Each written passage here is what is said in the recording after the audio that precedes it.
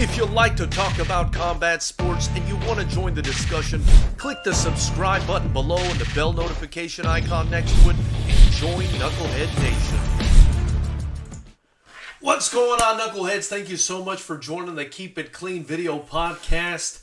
This is the Fighter's Rep, and today we're going to be talking about pros reacting to Gervonta Tank Davis's performance, where he gave himself a C+ subsequent to the performance. You know, we already did the post-fight reaction discussion about this fight, but I think we love the drama. We love the show as fight fans. And if you love the drama and you love the show, you love to hear what other fighters say immediately after a fight goes down about one of their peers. And it is not the best. They haven't been the most complimentary to Tank Davis subsequent to his fight with Yuriorkis Gamboa, which, you know, it's fair to say he had a bit of a hard time with Yuriorkis Gamboa.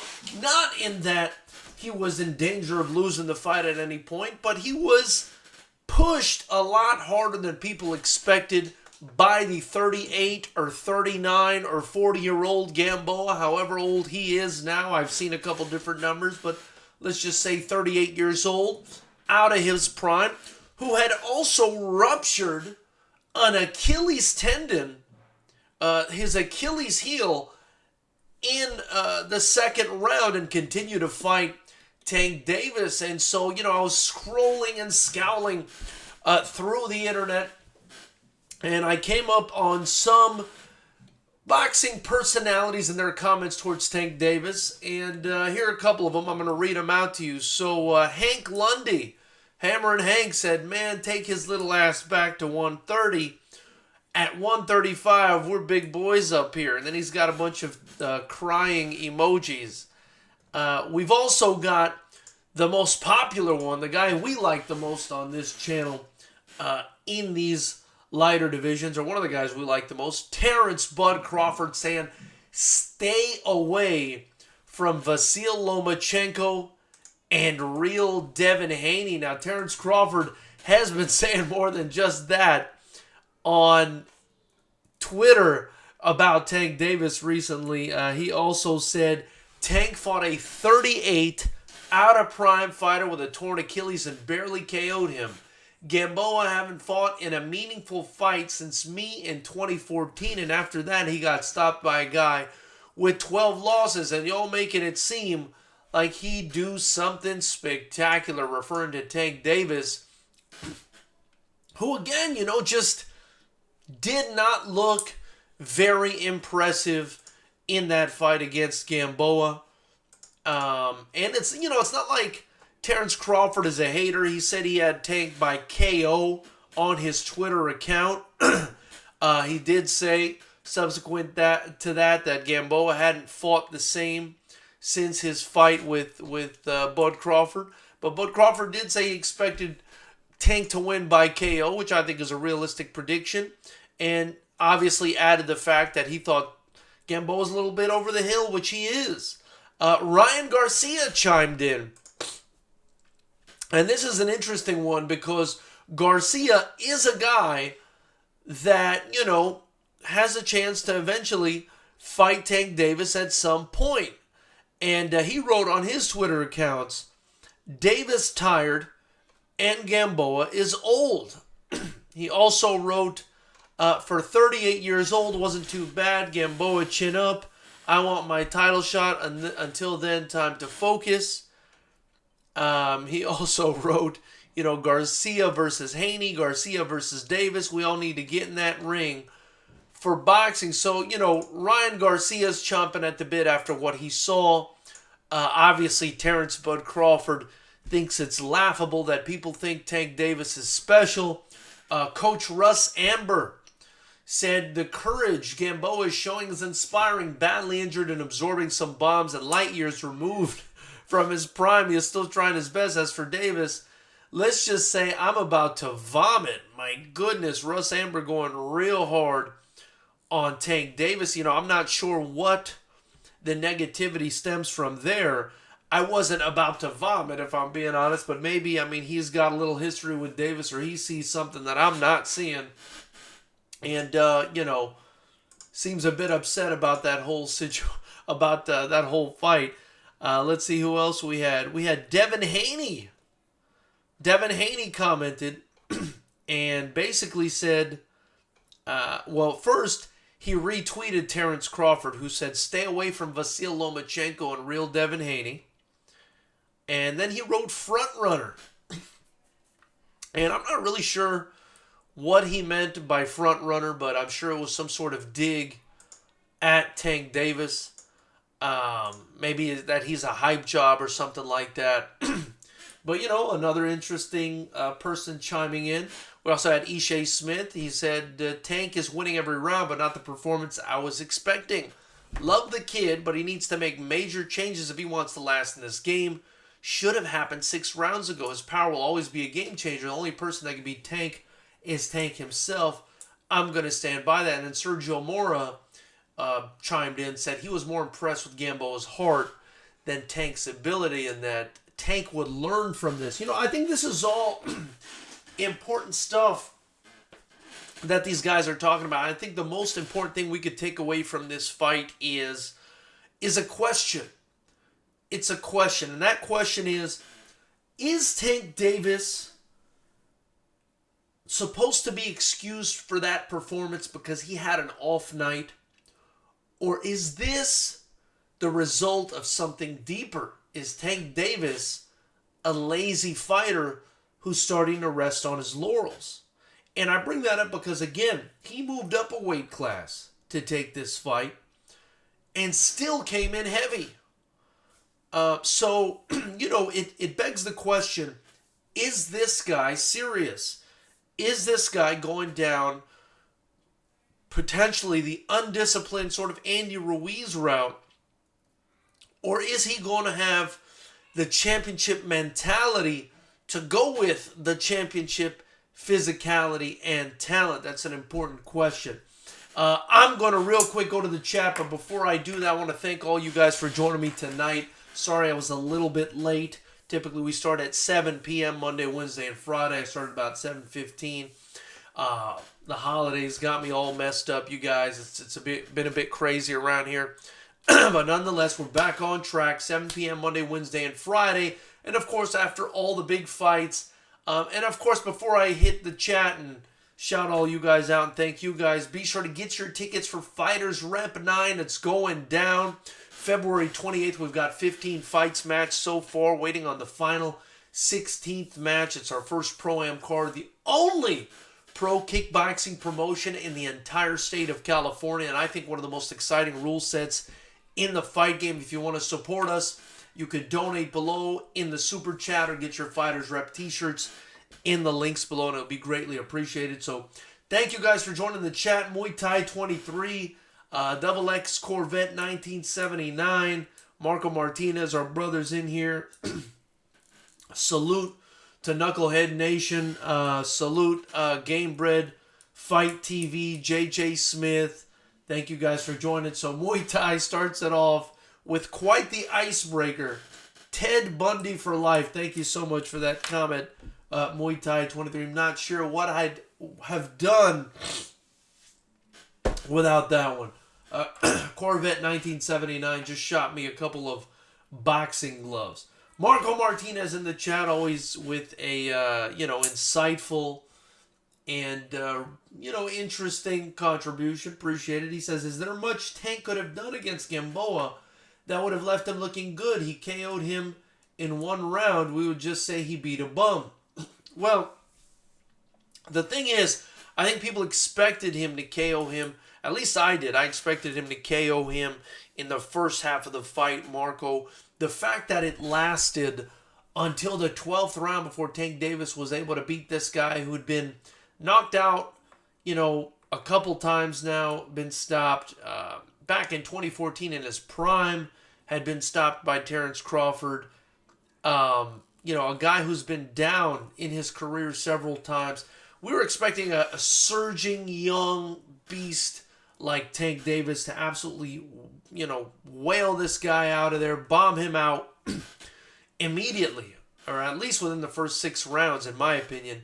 And that didn't happen. It took him a real long time. It demonstrated that either Tank Davis wasn't training seriously here, and his power and his, speed on his shots or whatever it was just wasn't there, or that Tank Davis's power doesn't translate that well to 135 because Gamboa isn't exactly known for his chin. That is not what he's known for. And so the fact that Gamboa was able to last as long as he did against Tank Davis, calls a lot of Tank Davis's career and performances into question by hardcore boxing fans, especially considering the fact that it's been the only time that he's really stepped up his competition. And, I would argue that, it's not even a huge step up, right? I mean, it's against a fighter who was good in his prime, but is now 38 years old. I mean, it's just not a great performance from Tank Davis, especially getting to finish in the 12th round. I think if Gamboa would have gone to a decision, it would have been a lot worse. But hey, at least at the end of the day, he got the finish. And, my opinion is, I do think that Tank Davis has the talent to be the best or one of the best in the division. But if he has a problem with discipline, which, there are signs of that because of this fight and the weigh-in and things of that, of that sort. If it becomes a game of milliseconds, not even inches, millimeters, and, you can't rest on your laurels even a little against a guy as talented as Lomachenko or Devin Haney, or, you just can't. You got to be on your A game. You got to be sharp. These guys are sharp. And he's just going to get, in big trouble if he steps in the ring with one of those guys and he's not prepared. And there's no reason for him not to have been prepared in this fight in Atlanta, Georgia. He's the main attraction. It's basically his second home, and he's allegedly stepping up. I mean, this was his chance to really shine. And he didn't really shine as much as we liked. Instead of, shining like a diamond, he sort of shined like a cubic zirconia, and you got the performance that you got on Saturday night. Muay Thai 23 said, who would win in a fight, Jeffrey Dahmer or Ted Bundy? My goodness. Muay Thai. Game Bred Fight TV says, yo, George, let's chop it up. Anytime, coach. I'm here anytime you want, brother. JJ Smith says, Gary Russell just called out Tank again. Gary Russell has been calling out Tank Davis. That's a fight I would really like to see. There's a lot of bad blood between those two. That's an interesting fight. That's an interesting fight. I would really be excited to see that fight. Both of those guys sort of, from the Northeast area. There would be a lot on the line, a lot of bragging rights, a lot of bravado, I think, in that fight. If Tank Davis is pushing a very quiet Yuriorkis Gamboa, I can only imagine what the weigh-in would look like between Gary Russell Jr. and Tank Davis.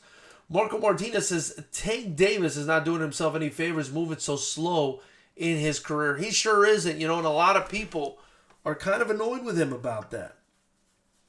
Muay Thai 23 says, Tank Davis versus Tank Abbott for the undisputed Tank title. Yeah, I'm not sure that would ever actually be a thing there, but that's a fun fantasy fight. A big fat heavyweight against Tank Davis. Marco Martinez, Santa Cruz would be a great opponent for Davis. Davis is naturally bigger and younger. Santa Cruz has the pedigree. Booked that fight late 2020. I think that would be a good fight. Because Santa Cruz, he throws so much volume. Tank Davis was throwing very few punches. I think 15 or 16 around at one point on the fight on Saturday. And so for him to go in there and do that against Santa Cruz would be suicidal. He would have to keep Santa Cruz off him constantly. And Santa Cruz would be coming with the typical volume and pressure that he always comes with. So that would be a very fun fight. Also, Santa Cruz, even though Tank is bigger, I think muscle-wise, I think Santa Cruz is the longer guy. and the taller guy. So that would be interesting as well.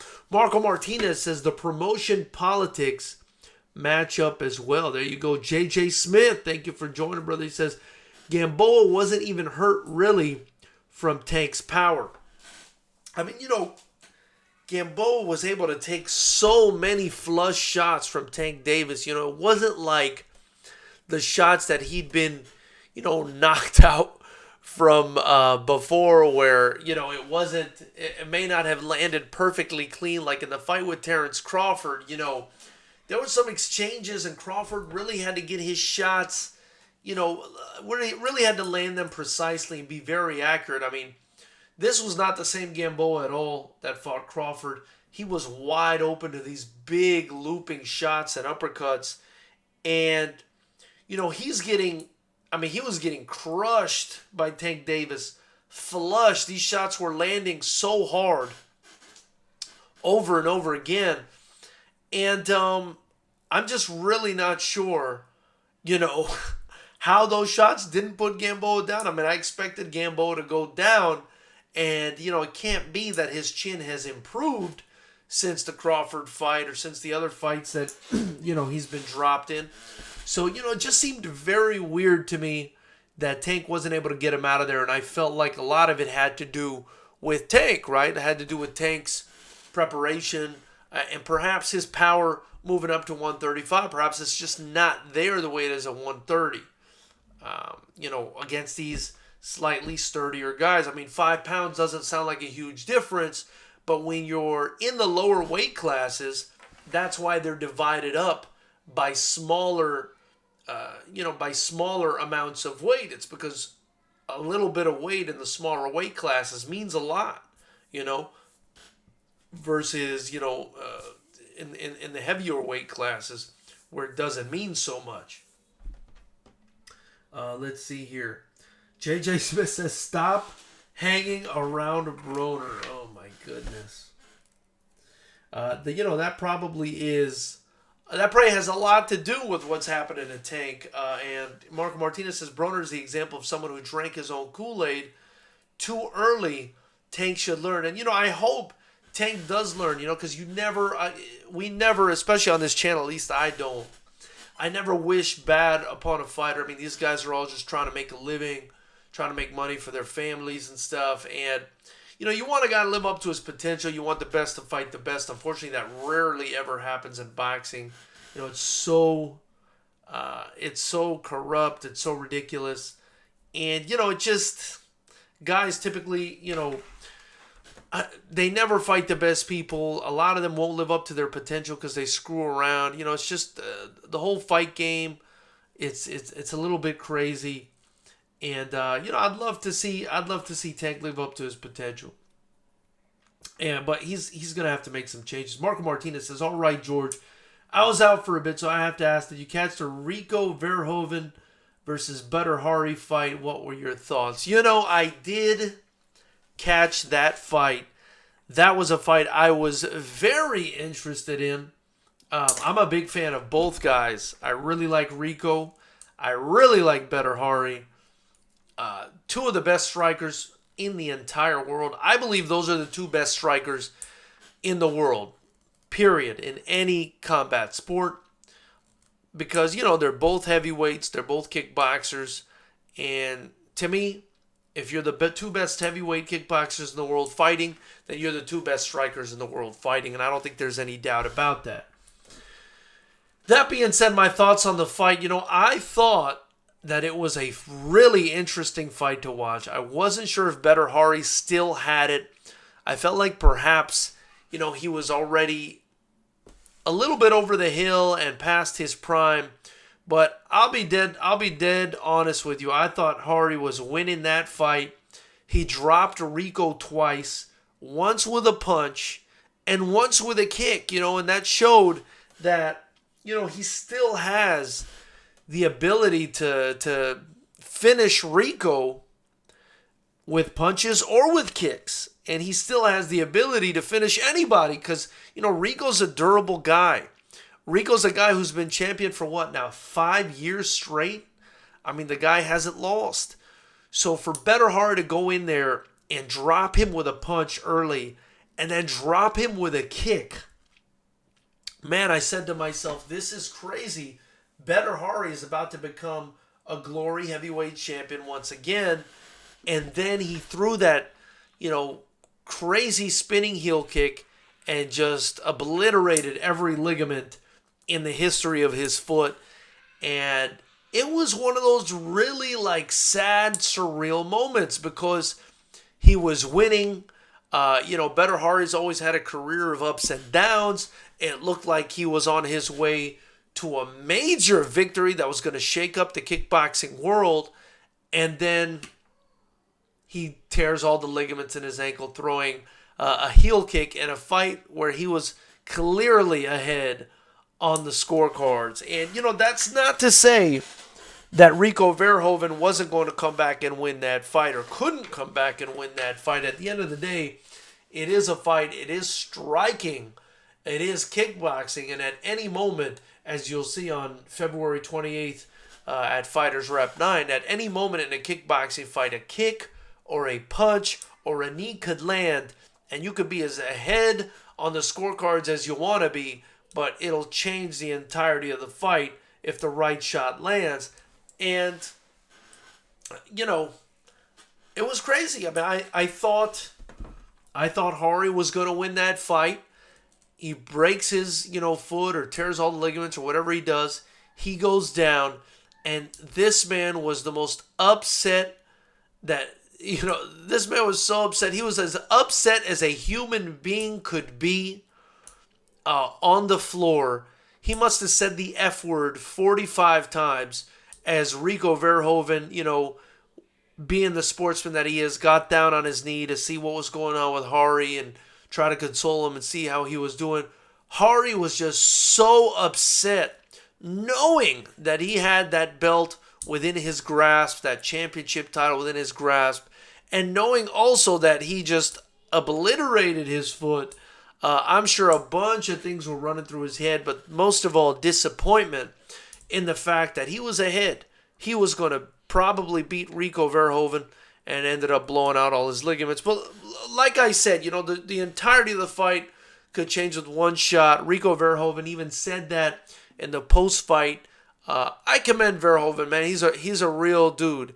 He said, look, I was losing that fight, but I was not out of this fight. And he's right. He wasn't out of the fight, but he was losing that fight. And I think he was losing it quite clearly. And, he could have even been, he could have been stopped had Hari not injured his foot. He'd already dropped Rico twice in the fight. So we could have ended up with a stoppage in that fight. And, it's a shame it ended the way it did. I hope they run that thing back, and I hope Hari can even recover from this injury. I mean, it looked like a really horrible injury. He couldn't even stand anymore. So we'll see what happens there. Marco Martinez also says, one more thing, what is your opinion about a legendary badass coming in that fat like Rampage did on Saturday? Rampage, my understanding about Rampage is that he's always been heavy, and even as a light heavyweight, where obviously the limit is 205 pounds, he typically walked around as a heavyweight at like 230 pounds. So, considering his age, and he seems to play him in that big, but do I think that it was detrimental? Yes, absolutely. I don't think that Rampage should be weighing 260-something pounds.